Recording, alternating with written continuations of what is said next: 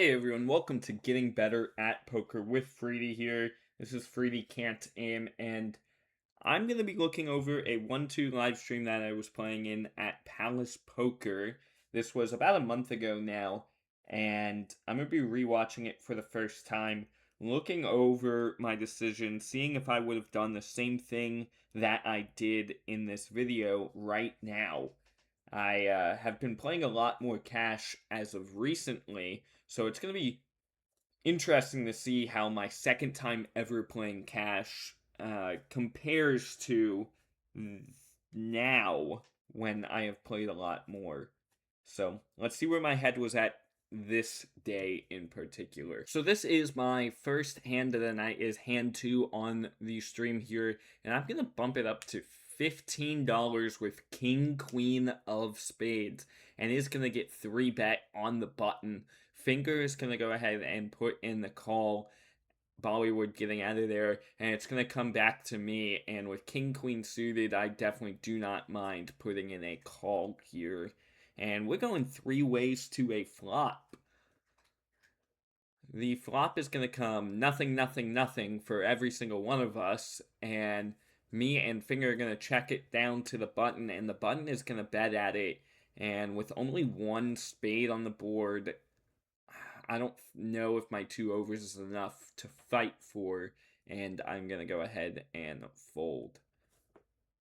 Here we go on hand number 6. There's a straddle on, so I am under the gun +1 with my pocket 4s, and I'm just going to go ahead and put in a call, let someone else do a raise. Don't want to get 3-bet here, and Finger does exactly that for me. He raises 220 with his pocket 6s, and everyone and their mom decides to get in here. Ethio with 10-8, Ashwin with 9-7, Cosmo ace deuce, and I'm going to put in the call as well. And we're going 6 ways to a flop here. With 6 ways to a flop, I am only looking to hit a set, and I did not hit my set. But Finger did, and he is the one that raised, so good for him. This is enough for me to get out of here. Finger bets $50 into a pot of 120, which is a very good bet, and I am going to fold. Here we are, hand number 7. I'm on the straddle here. Finger raises up with King 7 to $15, and Silver Fox is going to put in the call with Queen Jack suited, and I'm in there with 2 raggedy cards because I can be. And I'm going to go ahead and bet this flop. There's not a shot anyone hit anything is what's going through my mind. But little did I know Finger is rolling around with King 7. He's got top pair and a great kicker. And I rethink if my Jack 4 is good. I ask how much he raised it to. So it's 95 more for me to call. There's nothing good that I can get from this at all, and I just throw away the extra $30. Here we are, hand number 9. Everyone is just calling, and if everyone's just going to call, I'll be in there with 2 cards of any type at all. So here I am with Jack 7. Little do I know there's 2 other Jacks out there, and I don't have a good shot at all. I do flop a gut shot for a king, but so do 2 other people, of course. And I don't have anything else to keep me in there. I don't have a club. There's a bet for $15, and I'm going to fold my cards. Just so you know, the king did in fact get there, and the other 2 people with their gut shots decided to stick around. Here we are a few hands later. I'm not mad at any of my decisions right now. They're a little bit questionable at times. Like here on the cutoff, 3-betting to $50 with ace 5 suited. I was right that Ashwin didn't have a hand worth calling a 3-bet particularly, but there were other people behind me as well. And this game got very sticky very quickly for a lot of people. Bollywood's going to jam. He's going to 4-bet jam with pocket 8s. Ashwin is going to fold. And I have $50 in there and 135 more to call. And for me, right now, it would be a fold. 100%. I am instantly folding this. I say goodbye to the $50. I don't know if I would have 3-bet to begin with ace 5, so I might have called Bollywood's 3-bet if he decided to 3-bet with the 8s. So it's going to be interesting to see what me from a month ago decides to do. Do I make the right call of folding here?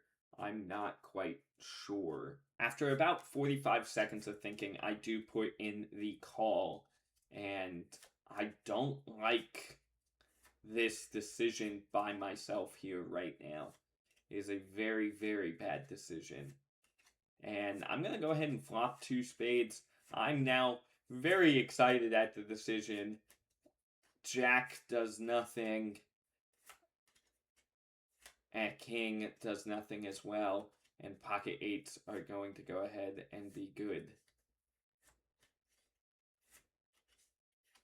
And that is definitely a call that I should not have made.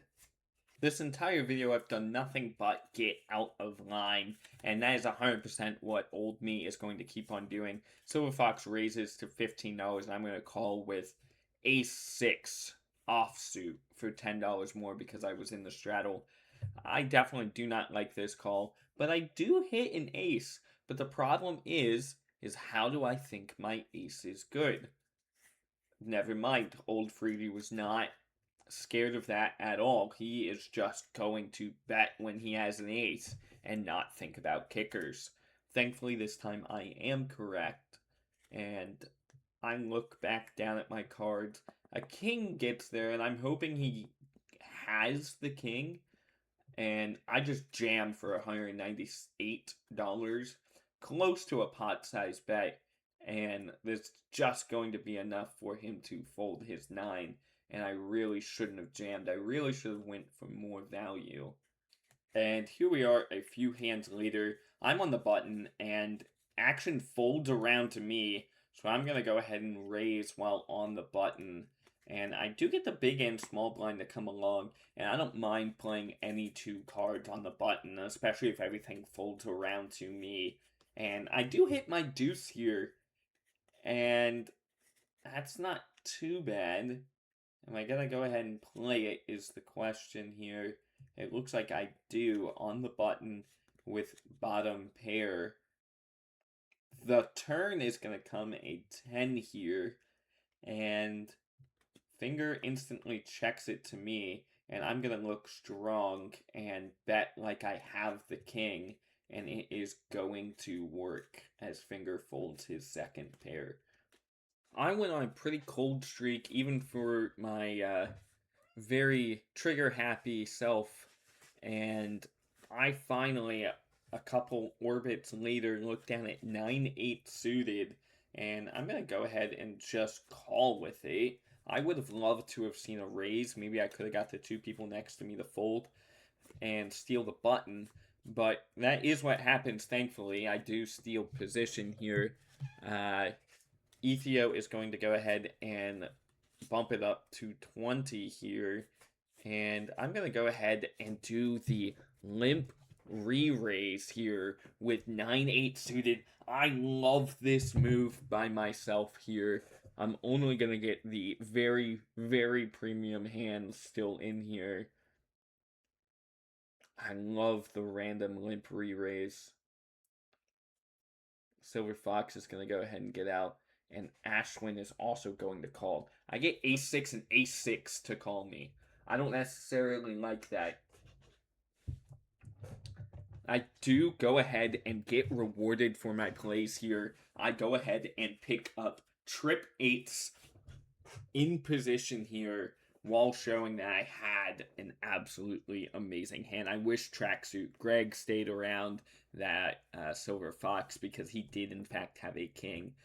The ace 6 here from Ethio has got to be shrinking. He must think I have like kings or queens or something along those lines, maybe even aces, even though he blocks one of them, and he is going to go ahead and fold. And Ashwin looks down at the exact same hand and is going to do the exact same thing. Here I am just 2 hands later getting another suited connector, and I call in the +1 position there, and I would have liked to have seen a raise, maybe to like 15 or 20 there. Ethio is going to go ahead and raise it up to 10 with Jack 5. Brandon with a suited connector is going to go ahead and 3-bet it. And now I'm looking quite worried with my 10-9. I think for sure that I am beat. It is going to fold its way around to me. I don't think Dylan of today makes this call. Let's see if Dylan of a month ago decides to.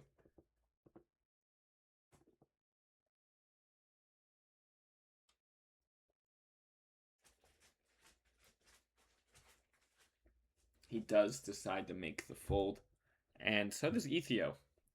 I would have loved to have faced off against 6-5 suited there, see what the flop would have been, but unfortunately, I think if I raise there, Ethio's out, and then Brandon there in the 5 just decides to call, and we do see a flop. So it would have been interesting. Even if he 3-bet me, I would have probably been in there with the amount of money I had in the middle. So it would have been interesting to see what that flop would have come for us. Hand number 38 in the session. Ashwin to my right is going to go ahead and raise it up to $15. And with ace queen offsuit, I'm going to come in with a 3-bet directly behind him for 45. And it is simply going to fold all the way back around to him. And he is, of course, going to decide to put in the call. And we're going heads up to a flop with me in position. And the board comes nothing for both of us. And he is going to go ahead and stab at it, saying, I know you bet and you didn't get anything. And I'm going to respond with, oh yeah, I bet you didn't either. I don't mind that either for me out of there. And I did have him beat. Currently did have him beat.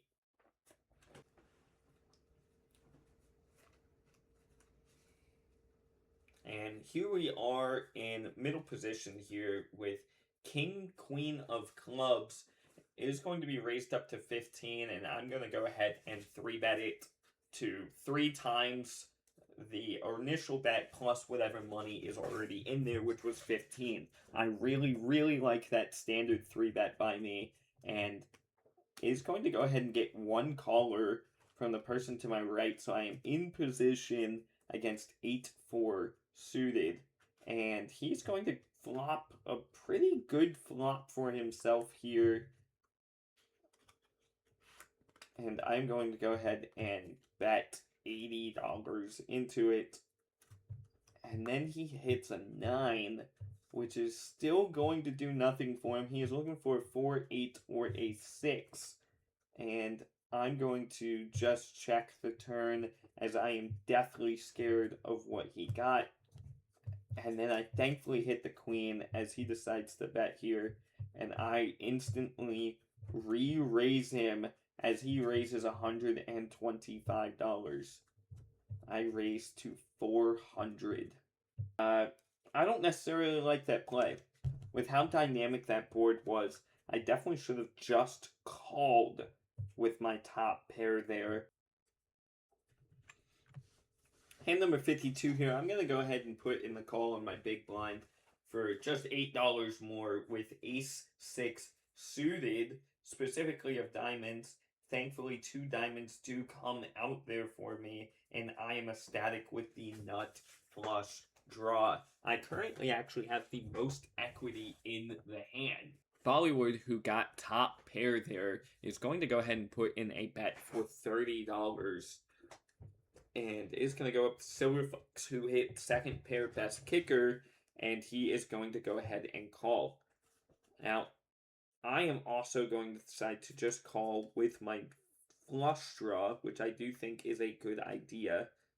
King of Clubs does nothing for anyone here, and Bollywood is going to jam all in for 182. and I'm going to fold my nut flush draw. Here we are a few hands later, going 5 ways to a Texas heads up here, and I have ace 7 offsuit. I am not even the best ace in here, so the only thing I would be really looking for is a 7. Finger's gonna go ahead and hit bottom pair here, no kicker. I'm gonna decide to go ahead and float the flop with backdoor flush draws and an overcard, and it just goes ahead and hits another jack, which everyone's going to go ahead and check around. And I would have loved to have seen a bet from me there, but I instead decide to fold. Silver Fox goes ahead and picks up the flush here, and he's going to go ahead and bet out at it for whatever value he can get, which is 25 $30. And of course, with just ace high, I'm going to go ahead and fold, and so will the other two. One of my favorite hands of the night, hand number 57 here. I look down at 6-9, and I'm going to go ahead and raise it up to $12 here. And Finger, with $77 total, is going to go ahead and jam with his pocket sixes. And everyone else is going to go ahead and fold. It folds all the way back around to me, and I have $300 worth of profit right now. Fingers in for $77, and it's been a very fun night. And I show my 6-9, and I'm looking to call this, and I do end up doing so.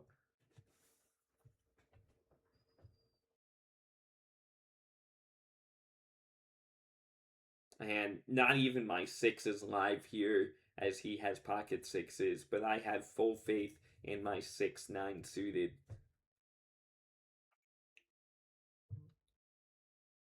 Nothing hits for either of us on the flop. 7 deuce would have got something out of it. A 5 does nothing for me as well. It does give me more outs, an 8 or a 9 now, but a 4 does nothing, and I'm going to donate to my good friend Finger over there.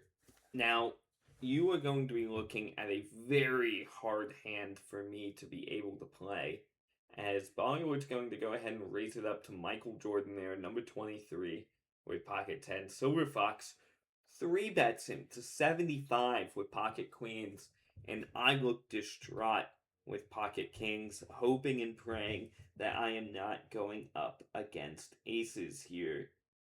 But, of course, the odds of that is very unlikely, and I'm going to decide to 4-bet to 200. Or 175, rather. Pocket tens is going to think about it for a while, and does in fact put in the call, and so does pocket queens. The only thing I'm looking for is a board that is king high, and that's it. Lower than a king, and I get an ace on the flop. I am going to go ahead and check over to the button, hopefully, but then pocket tens jams. Queens get out of the way quick, and I am in a very difficult position here with pocket kings. And I tank for probably about 2 minutes here before deciding. I do end up putting in the call, and I ask him what he's got, and he says he responds with nothing, and I'm like, okay, we could definitely show down at this point. Show me what you have, but he's behind, so he doesn't want to. It means that he didn't have an ace to me. 8, and then the river is going to come out, and it is going to be a 4, giving 2 pair on the board. Thankfully, I have a better 2 pair, and Zeal looks at me, shakes his head, and mucks his cards. And it looks like cards stopped getting dealt to me for a long time, as we are probably about 10 to 15 hands later, as I just was not getting any good cards. Now, I'm in the straddle here, and Brandon is going to come in for a sizable 3-bet. to $60, and I look down at ace 4, and I haven't given action in a while, and so I'm going to go ahead and put in the call. And Finger is going to look at his ace jack, and he is also going to put in the call. We are going 3 ways to a flop here, and the flop comes out with 2 spades on it and a jack. Finger picks up top pair, and I pick up the best draw here. And Brandon looks down at straight draws, flush draws, the whole world. And he is faced with a difficult decision, and he does end up folding. I tell Finger I will call if we decide to go it twice, and he does agree. And I table my hand, and he does the same. I love when people table their hands after me. It's very friendly. Now, I'm going to draw for the spades, and I do pick up a pair here. It's no good unless another 4 comes, and that is exactly what happens. I get running 4s on the first board here, and I do think a spade is going to come here. I tell him I, I'm so mad. I'm actually kind of mad that I won that top board with running 4s. I wanted to win it with a spade, but I will surely take chopping up the money that was in the middle, and so will Finger. The very next hand here, Cosmo is going to raise up $15. Ashwin is going to call, and I look down at the Big Slick suited, and I'm going to go ahead and 3-bet it to 60. I really do like my sizing here, and I'm going to get a couple folders and an Ashwin to go along with me. Now, if you notice, I've said that many times tonight because Ashwin was calling everything that night. He doesn't normally play like that. So I pick up top pair, top kicker. I'm feeling pretty good about it.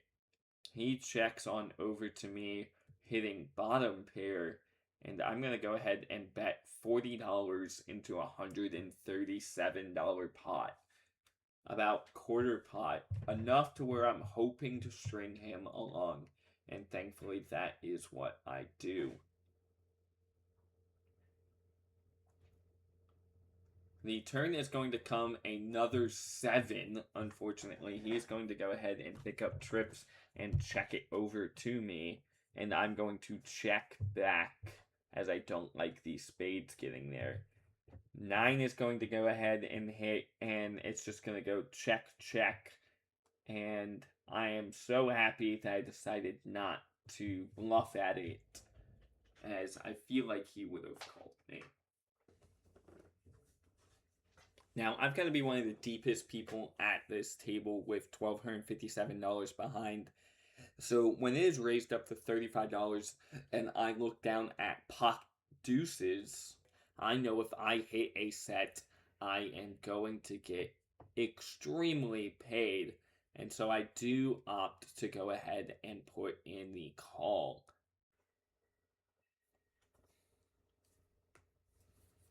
And I'm going to go ahead and decide to check in the dark here because I don't care what happens as long as I hit my set and it comes oops all spades. And as Sean is going to go ahead and bet at it to protect his equity. Here we are on hand number 80. He's going to go ahead and be a limp pot, and on the button with Queen Jack, I am going to decide to put in the call as well. I definitely would have loved to have seen a raise out of me there, but a call is what I did. Finger is going to go ahead and raise it up with ace 4. Thankfully for him, we weed out a little bit of trash, which is very good for us. And the flop comes very favorable for us as well, with 2 hearts on there and a very low board. Finger's going to go ahead and pick up barely top pair, top kicker, and it's going to check all the way around to me on the button, and I am going to go ahead and put in a bet here. Now, Finger is, of course, going to come along with top pair here, and then Ashwin is looking for a 5 for his gut shot, and that's going to be enough for him to decide to go ahead and call as well.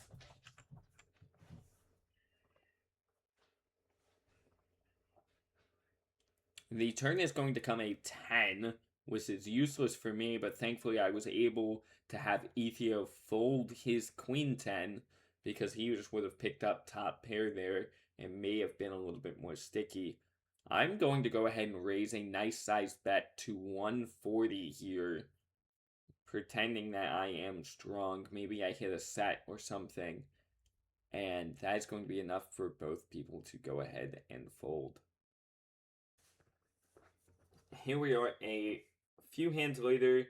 I think we're looking about maybe about 10 or 12 more hands in total left in the stream. I'm not sure how many more that I play, but I'm going to go ahead and limp in here with Queen 8, and it is going to fold all the way around to the small blind, and Ethio is going to go ahead and try and steal this for $20, or for $30 rather. And I'm just going to go ahead and see a flop here, a cheap flop, and it does come out semi-favorable for me. I do have a gut shot here for a 9, and Ethio is going to go ahead and bet out $30, and I am going to float this one for sure. A 5 does nothing for either of us there. It does give me the opportunity for a backdoor flush draw, and Ethio is going to go ahead and bet out $50 here. And I am going to let Live 3D commentate this one for a second. For Eric in my life because, I mean, first, he has a lot of money. Second, I jammed with pocket tens on like 8-6 5 board, and he snaps with 8-6 and turns $50 bet. Freedy sells him good value. I felt so good about that 8-6. 177 in the pot. I don't hate a call here. Queen 8, a diamond. I don't hate a call. Breaks. Yeah. So Finger racks up his chip and throws $5 to Brian. Here's the play chip back. That makes that. Let me get those. That makes it more crazy for us. Unless you want to tip out. How much? So Ethio bets $50 on the river again.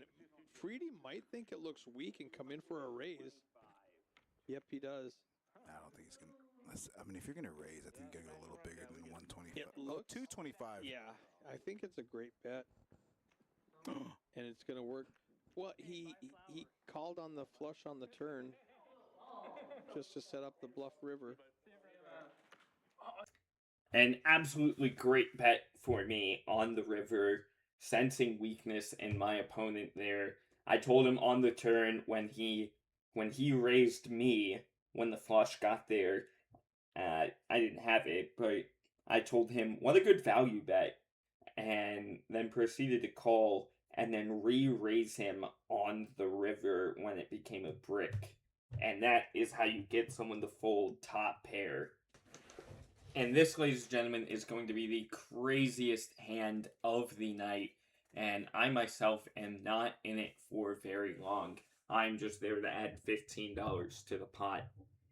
Is going to raise 15 and then call, and then with the 3-bet from Bollywood to $60, Ashwin with only 84 behind is going to jam for a total of $99, and I'm going to fold, and so does Ashan. Only 39 more to call. Bollywood is, of course, going to decide to make that call, and what happens next is something I couldn't predict. The flop comes 9 Queen Jack. Bollywood flips over the nut flush draw, and Ashwin looks at his cards and says, I have a straight flush. He flopped a straight flush against the nut flush, He really wishes that he had more money behind because he would have called that flop and both of them would have been all in at one point there. The board never paired, so that would have been an insane pot. And that was the last hand for me for that night. And I am the big winner of the stream, up a little bit over $1,000 after tipping. I think it was like 970 or something like that is how much I was up. Because of the amount of pots that I won, I definitely tipped the dealers very well. But not a lot of decisions that I'm too mad at. Early on, I definitely had some questionable ones, but later on, I think I made nothing but really good bets. Getting comfortable at the table, picking and choosing my spots very well, and overall, I'd walk out up $1,000. So I definitely do think it was a good night for sure. Definitely can't be mad at anything that happens when you're up $8,000. Anyways, that is it. Thank you for tuning in, and I will see y'all next time.